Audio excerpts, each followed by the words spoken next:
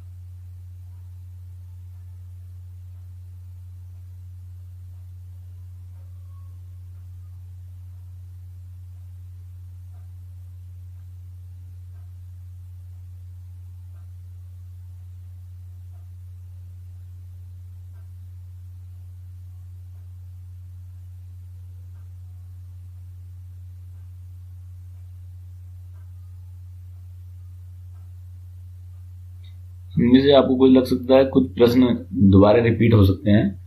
आप कोई नहीं, आप उनको फिर से करें। और कुछ प्रश्नों को लग सकता है कि वो 2 अंकों में है, वो 3 में होने चाहिए, या कोई 3 अंक में है, वो 2 अंकों में वाले खंड में होने चाहिए थे। तो ऐसा हो सकता है, लेकिन आप महत्वपूर्ण प्रश्नों को इनको हल करें।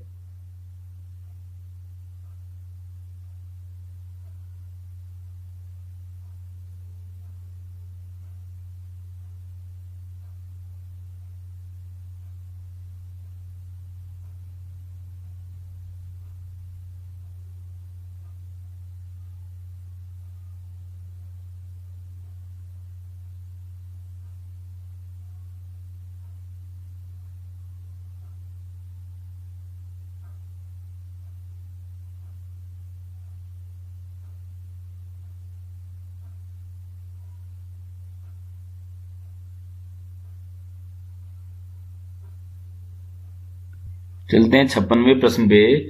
एक स्कूल में 7 नगद पुरस्कार देने के लिए 700 रुपए रखे गए हैं। प्रत्येक पुरस्कार अपने ठीक पहले पुरस्कार से 20 रुपए कम है। हमको प्रत्येक पुरस्कार की यानी 7 पुरस्कार की राशि ज्ञात करनी है। तो 56 क्वेश्चन है ये। तो माना प्रथम पुरस्कार 1 रुपए का है। माना प्रथम पुरस्कार की राशि बराबर A रुपये।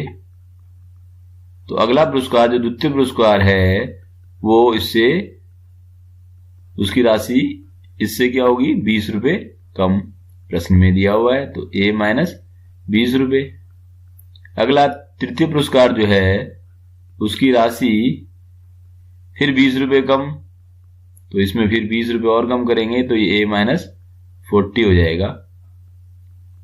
तो इस तरह से हमारे पास जो एक समांतर श्रेणी बनी, अर्थमेटिक प्रोग्रेशन बनी, वो ये हुई A माइनस 20, A माइनस 40।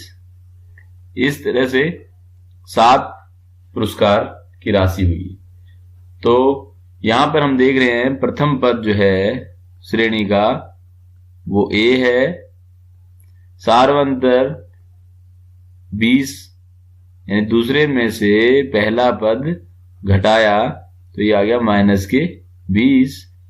और पुरस्कारों की संख्या n बराबर 7 है और 7 पुरस्कारों की राशि का योग Sn बराबर, या इसको हम S7 भी लिख सकते हैं, वो दिया हुआ है 700 रुपए। तो हम सूत्र लगाएंगे n पदों के योग का। Sn बराबर n/2 2a plus n-1 into D. तो यहां मान रखते हैं n7 जो है वो 700 है, n बराबर 7 है, 7/2 हो गया, और a तो हमें पता ही नहीं, तो ये 2a प्लस n7 है -1 और d है -20। सरल कर लेते हैं, ये 2 को इधर ले जाते हैं क्योंकि ये 7/2 पूरे से मल्टीप्लाई है, तो इसको हम ऐसे लिख सकते हैं, या 2 ऊपर गया दूसरी ओर, तो ये 7 नीचे, यहाँ पे 2a और ये हो गया 7 - 1 6 इंटू -20।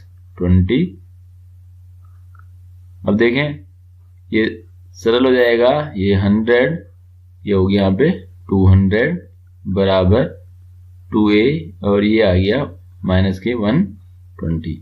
-120 इस तरह ले जाएंगे, पक्षांतर कर दिया, ये हो जाएगा प्लस का बराबर 2a, तो ये आ गया 320 बराबर 2a, और a बराबर होगा 320/2, यानी कि ये भाग करेंगे तो ये हो गया 160। तो a जो है यानी प्रथम पुरस्कार जो है वो 160 रुपए का होगा। तो अब आप 20-20 रुपए घटा करके यहां पे देखें, a प्रथम पुरस्कार 160 रुपए का होगा, दूसरा जो है वो 160 - 20 यानी 140 का हो जाएगा। मैं यहां पे कर रहा हूं, यहां पे नहीं करना है आपको, आप यहां पे नीचे करेंगे। तो ये प्रथम पुरस्कार की राशि, प्रथम पुरस्कार की राशि बराबर a बराबर 160 रुपए। तो इस तरह से आप 20-20 माइनस करके ये राशियां निकाल लेंगे। दूसरे पुरस्कार की राशि हो जाएगी 20 माइनस करके 140, तीसरे की हो जाएगी 120, चौथे की 100, पांचवा पुरस्कार 80 रुपए का, और छठा पुरस्कार 60 रुपए का, और सातवां अंतिम पुरस्कार 40 रुपए का होगा। तो ये सब तो आप सब लिखेंगे अलग से इनको। अगला प्रश्न देखें, एक त्रिभुज है ABC और इसी आधार BC पर एक त्रिभुज है BCD। ये दो त्रिभुज हैं एक ही आधार BC पे, और यहाँ पे AD BC तो ये पहले से ही है, और यहाँ पे AD को और मिला दें तो ये यहाँ पे काट रहे हैं O बिंदु पर। तो हमको दिखाना है ये त्रिभुज ABC का क्षेत्रफल किसका, त्रिभुज ABC और क्षेत्रफल त्रिभुज BCD बराबर है AO/DOG या OD, ये हमको दिखाना है। तो हम यहाँ पे रचना कर लेते हैं। मैंने यहां से A से लंब डाल दिया BC पे, ये 90 होगा, ये P कर दिया। तो यहां पे रचना की, हल कर रहे हैं हम अब, रचना की क्या, AP लंब डाला है किस पे, BC पर। इसी प्रकार D से यहां पे लंब डालेंगे BC पे, ये जिसको बिंदु को लिया हमने Q, तो यहां पे लिख दिया DQ लंब डाल दिया किस पे, BC पर। अब हम देखें त्रिभुज ABC का क्षेत्रफल क्या होगा, 1/2 आधार यानी BC और ऊंचाई यानी AP लंबवत ऊंचाई। इसी प्रकार त्रिभुज BCD का क्षेत्रफल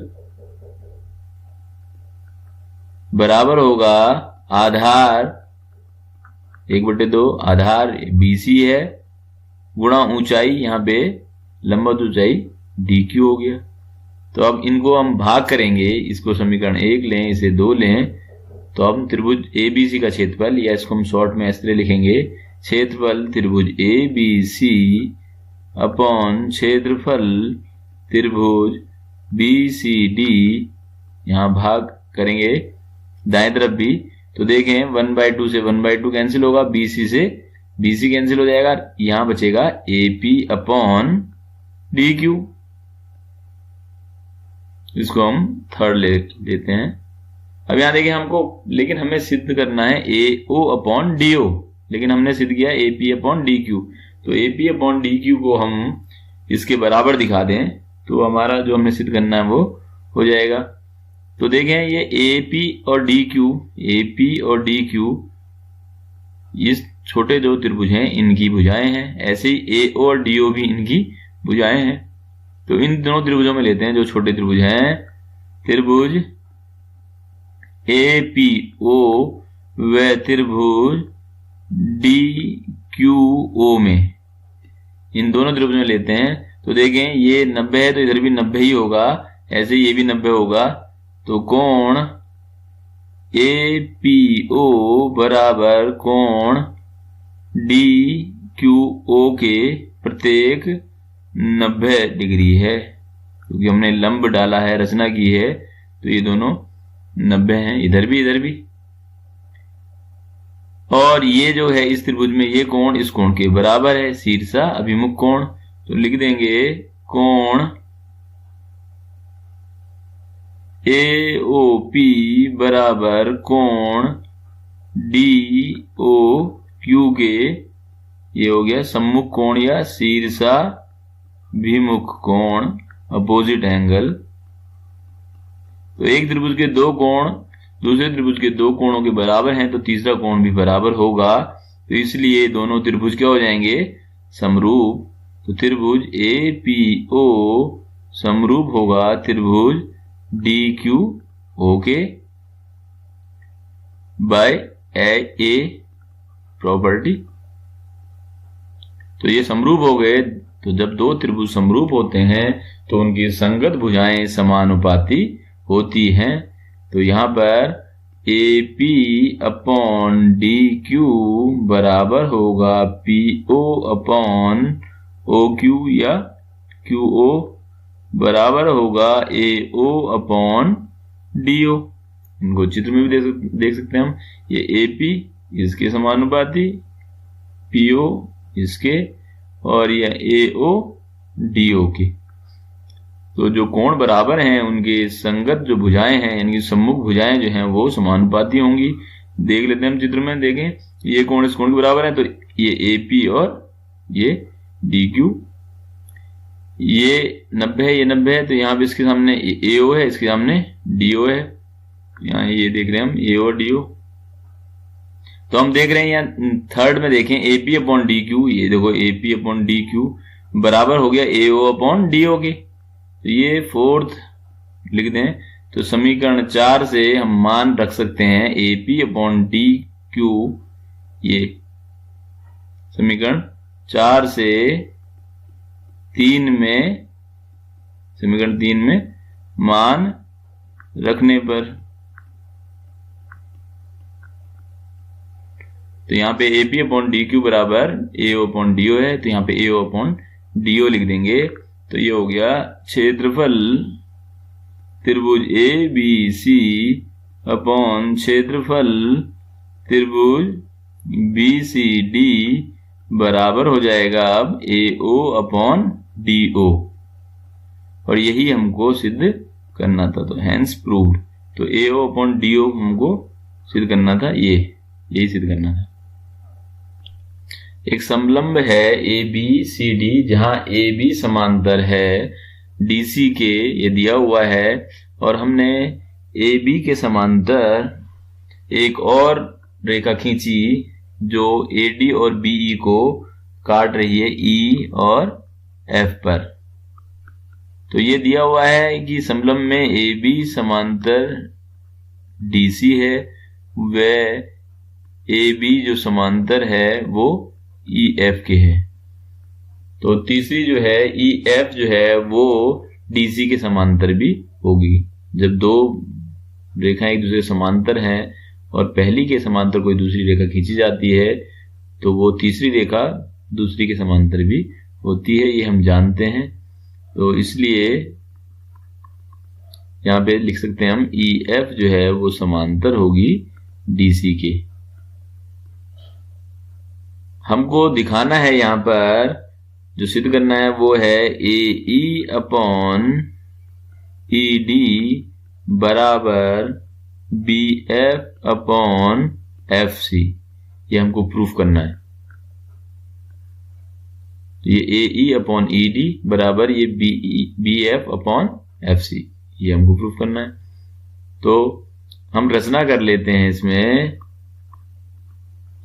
A और AC को मिलाया और जो है AC जो है वो EF को O पे काट रही है, जो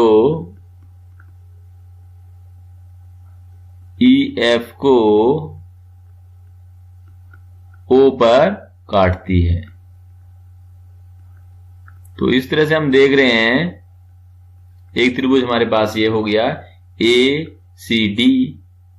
तो इस त्रिभुज में देखते हैं, त्रिभुज ACD में तो देखें यहाँ पे जो EF जो है वो समांतर DC है, तो O बिंदु EF पे ही है, तो इसका मतलब EO जो है वो समांतर DC है।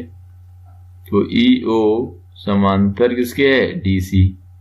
तो किसी त्रिभुज में किसी एक भुजा के समांतर जो रेखा खींची जाए वो शेष दो भुजाओं को समानुपात में काटती है। ये कौन सी प्रमेय है? BPT, थेल्स प्रमेय। तो AE अपॉन ED बराबर होगा AO अपॉन OC के, किससे?